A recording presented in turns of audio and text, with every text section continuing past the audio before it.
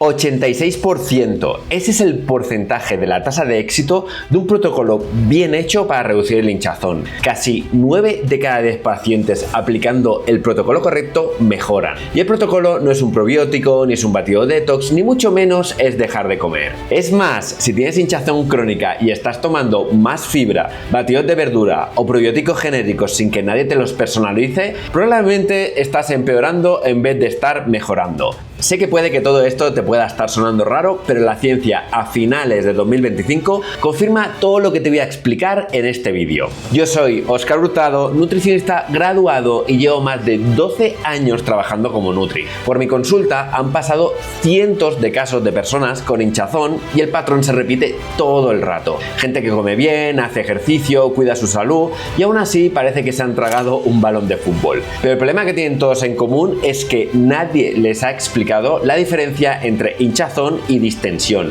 y mucho menos les han dicho que su intestino tiene un sistema de limpieza que es muy seguro que no le esté funcionando bien. En este vídeo te voy a dar el protocolo completo que utilizo con mis pacientes y que sé que funciona. El protocolo dura en torno a 21 días y tiene 3 fases. Primero vamos a eliminar el combustible de las bacterias malas, segundo repararemos la barrera intestinal dañada y tercero repoblamos con las bacterias correctas. También te voy a explicar exactamente qué alimentos quitar, qué suplementos funcionan y qué probióticos tienes que evitar. Así que con toda esta información comenzamos.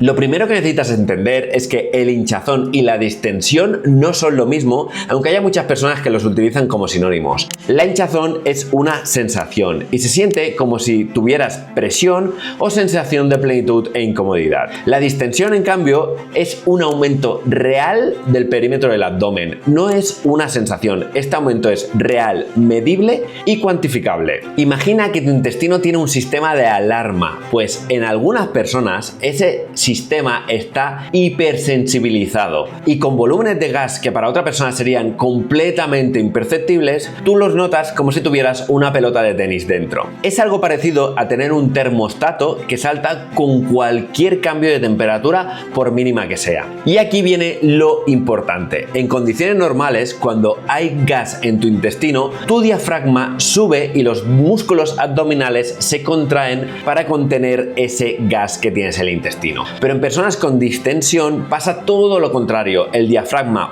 baja, empujando las vísceras hacia afuera y los músculos abdominales se relajan y como resultado parece que estás embarazada. Y todo esto sucede teniendo el mismo gas que otra persona ni siquiera lo notaría. Es por todo esto que las dietas por sí solas no suelen funcionar. Puedes estar comiendo aire y seguir hinchada si este mecanismo está alterado. Pero eso no es todo. Aún hay otro factor que casi nadie comenta y que probablemente te afecta cada día. Tu intestino produce diferentes tipos de gases dependiendo de qué bacterias tengas. Por ejemplo, el hidrógeno lo producen bacterias que fermentan carbohidratos y suelen causar diarrea y tránsito rápido.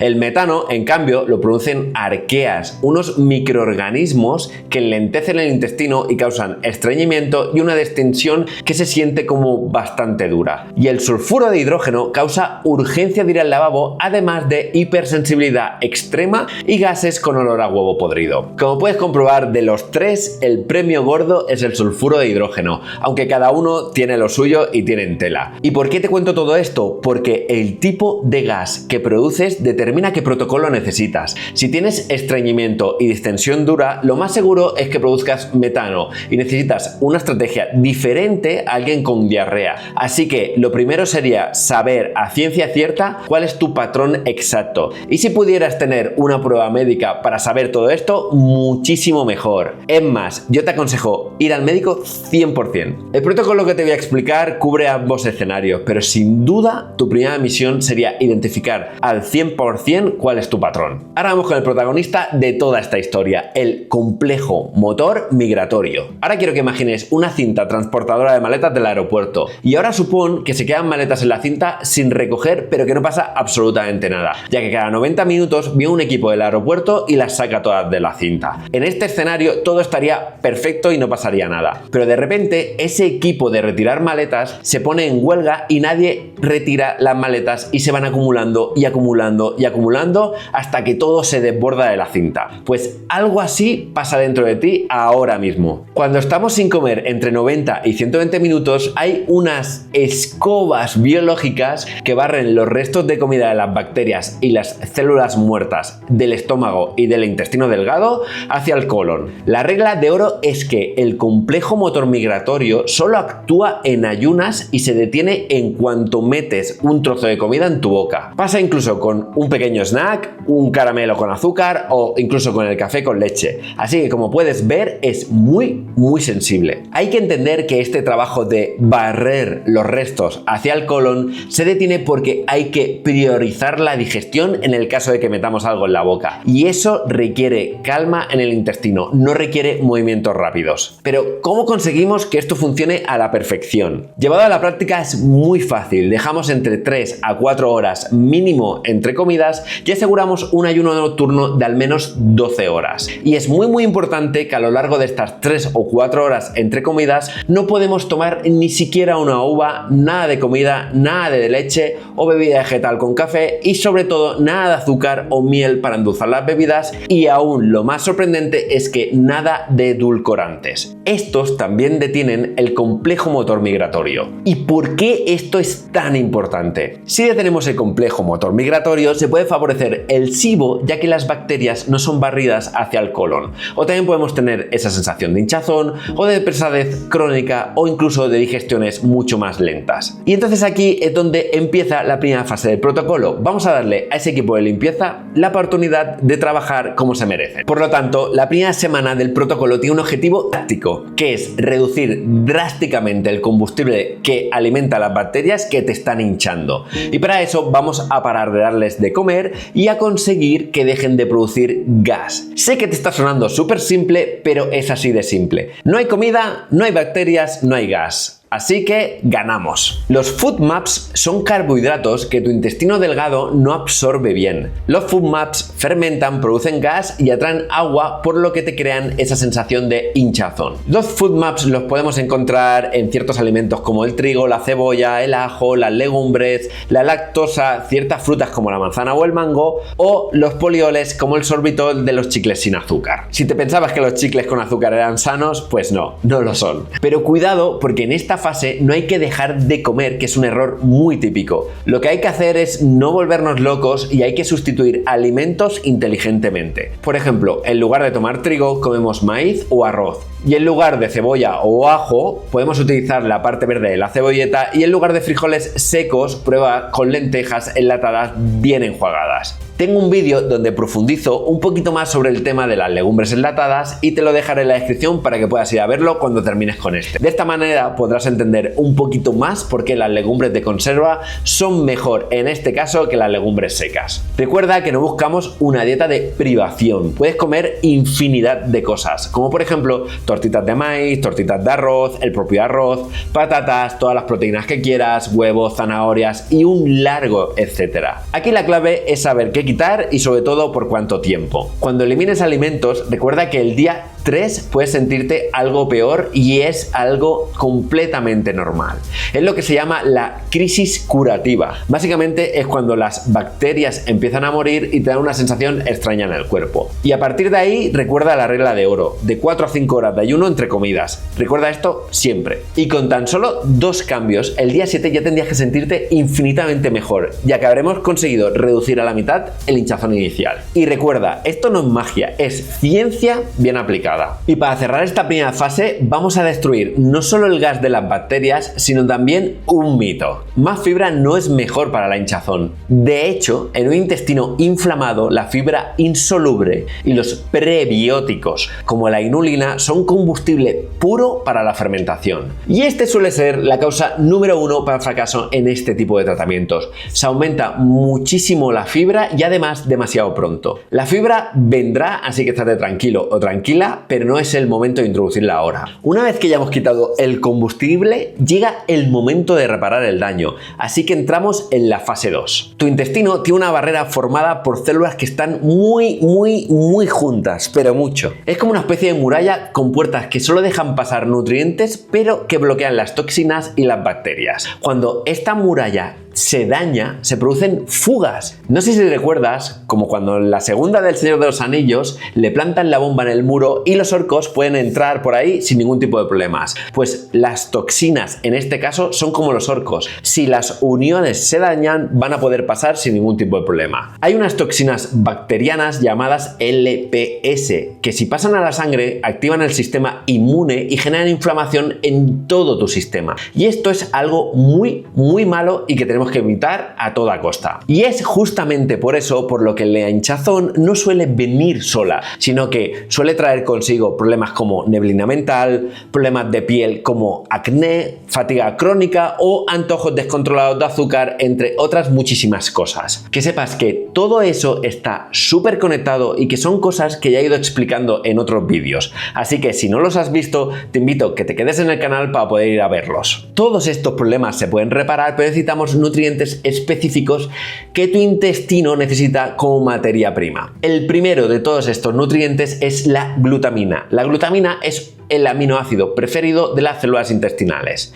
Sirve para muchísimas cosas, pero lo más importante es que genera una proteína que ayuda a cerrar la brecha en el muro que habríamos abierto antes, o sea que en otras palabras ayuda a reparar esa barrera intestinal de esos enlaces que se han separado. La forma de tomar glutamina es súper sencilla. 5 gramos 3 veces al día. No te compliques más. El segundo nutriente es el zinc-carnosina. Este se pega a las zonas dañadas y libera zinc y carnosina localmente. Con esto conseguimos 3 cosas muy guays. Cosa número 1, reducimos la liberación de histamina y la respuesta inflamatoria. Cosa número 2, estimulamos la reparación de la capa superficial del intestino. Y cosa número 3, reparamos las úlceras y prevenimos la permeabilidad intestinal. La dosis de este zinc-carnosina son 75 miligramos 2 veces al día. Y el tercero es el citrato de magnesio por la noche si tienes estreñimiento. El citrato de magnesio actúa como laxante osmótico, que esto quiere decir que atrae agua hacia el colon y esto consigue ablandar las heces y promueve el movimiento del intestino para que las heces se vayan moviendo y buscando la salida. Con 200 a 400 miligramos antes de ir a dormir tiene más que suficiente.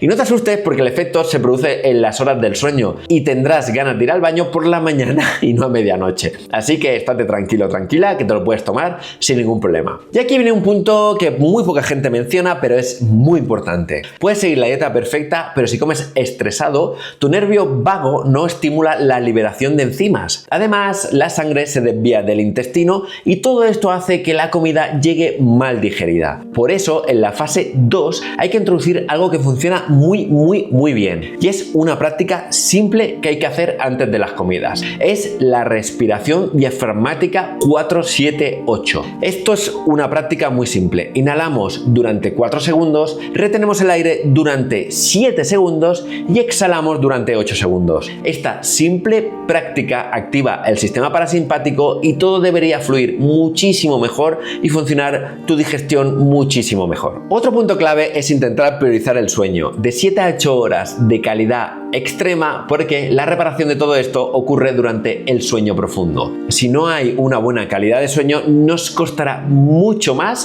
repararnos, así que intenta priorizar la higiene del sueño. Por ahora no tengo ningún vídeo hablando de esto, pero tengo la intención de montar vídeos hablando sobre la higiene del sueño porque es algo vital. Y quiero que sepas que en la sociedad en la que vivimos tenemos un problema bastante heavy con el tema del sueño. Si vamos siguiendo todos estos consejos, para el día 14 ya deberías de notar mejoras claras, como por ejemplo digestiones más silenciosas, más energía y la piel como si la tuvieras un poquito más limpia. Teniendo todo esto controlado, toca repoblar, y aquí es donde la gente suele meter la pata, en los probióticos. El 90% de los probióticos que venden en las farmacias y los supermercados no te van a ayudar con la hinchazón. Es más, algunos incluso te van a empeorar. Y ojo, que no es porque sean malos productos, es porque contienen cepas equivocadas o prebióticos añadidos como la inulina, que alimenta exactamente las bacterias que te están hinchando. Tomar este tipo de probióticos en esta fase es como echar más leña al fuego,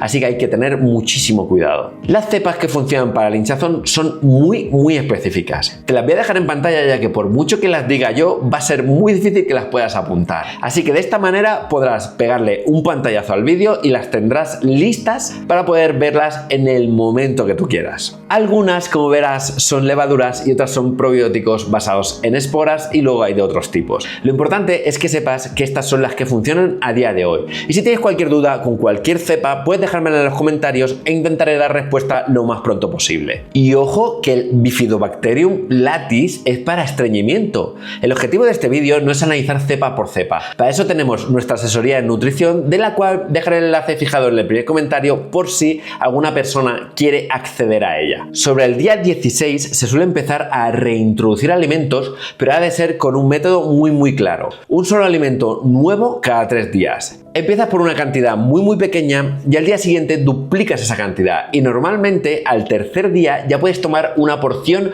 normal de ese alimento como si no tuvieras ninguna patología. En el caso de que hubiera algún síntoma con ese alimento en concreto, anotas ese alimento como un disparador porque algo está pasando ahí. Te voy a dar un ejemplo. Pruebas medio aguacate el día 17, el día 18 el aguacate entero y si no hay hinchazón tienes luz verde para tirar millas. El día 19 ya puedes probar otro alimento, como por ejemplo podrían ser las lentejas enlatadas. Al segundo día de introducir las lentejas enlatadas te empiezas a encontrar un poquito mal. Entonces coges tu libreta, lo anotas como un disparador y dejas las lentejas enlatadas a un lado y sigues con otros alimentos. De esta manera tendrás registrado cuál podría ser un posible disparador para probar un poquito más adelante. Y recuerda apuntar todo, es súper importante monitorear en esta fase. Yo diría que de todo es lo más importante. Además, en esta fase el orden también importa, pero para no extender muchísimo este vídeo, empieza por los alimentos como el aguacate y los champiñones, luego pasas a los quesos curados y luego puedes pasar a las legumbres y los frutanos como el trigo, la cebolla y el ajo los dejas para el final del todo porque son los más problemáticos para la inmensa mayoría de personas. Así que es mejor tener luz verde en un inmenso abanico de alimentos antes de que llegues a los alimentos que suelen ser los más problemáticos. El objetivo del día 21 no es que puedas comer de todo, sino que tengas un buen mapa de cuáles son tus disparadores en concreto. Recuerda tener todo bien anotado y bien documentado, porque esto es nutrición personalizada y es cuando te das cuenta que no hay una dieta universal, sino una dieta para cada biología y para cada individuo en concreto. Antes de ir terminando con el vídeo, necesito hablarte de las banderas rojas o como se dice ahora, las red flags. Estas banderas son situaciones donde este protocolo no va a ser suficiente y necesitas ir al médico sí o sí. Aquí me voy a poner bastante serio porque pueden ser temas que pueden ser bastante duros. Si ves que el hinchazón no baja con nada, que tienes pérdidas de peso involuntarias, sangre en las heces, anemias, dolores abdominales que te despiertan por la noche o antecedentes familiares de algún tipo de cáncer o enfermedad inflamatoria intestinal, ve al médico de forma urgente. Para este vídeo, pide cita al médico o ves a urgencia. No juegues con tu salud, esto va muy en serio. Es más, yo siempre te recomendaré ir primero al médico antes que a ningún nutricionista. Los nutricionistas no diagnosticamos, tratamos. El diagnóstico es trabajo del médico, por eso es tan importante de que si tienes alguna sintomatología que se escapa de lo normal, vayas primero al médico y a partir de ahí nosotros ya trataremos. Y estos vídeos están geniales para avisar a la población en general de que podrías tener algún problema, pero recuerda que siempre tienes que acudir a un especialista. Y para que te hagas una idea de dónde estamos con este protocolo, la dieta baja en FoodMaps sola tiene un éxito del 50 al 86%, pero no trata la desbiosis subyacente. Los antibióticos solos suelen funcionar entre un 40 a un 67%, pero tienen un alto porcentaje de que el paciente vuelva a padecer síntomas si no corregimos el tema de la motilidad, por ejemplo. La gracia de este protocolo es que ataca el problema desde los diferentes ángulos y eso es imparable. Vamos a acabar el vídeo resumiendo que a mí me gusta mucho hacer esta especie de recap de vídeo. Del día 1 al 7 eliminamos los FoodMaps para quitar el combustible. De los días 8 a 14, reparación con glutamina, zincarnosina y activamos el control motor migratorio. De los días 15 a 21, repoblamos con probióticos específicos y reintroducimos los alimentos de forma controlada. Este sería el orden biológico lógico y saltarse pasos suele ser la razón principal por la que cualquier otro protocolo suele fallar. Recuerda que tu intestino no sabe leer etiquetas de saludable o no saludable.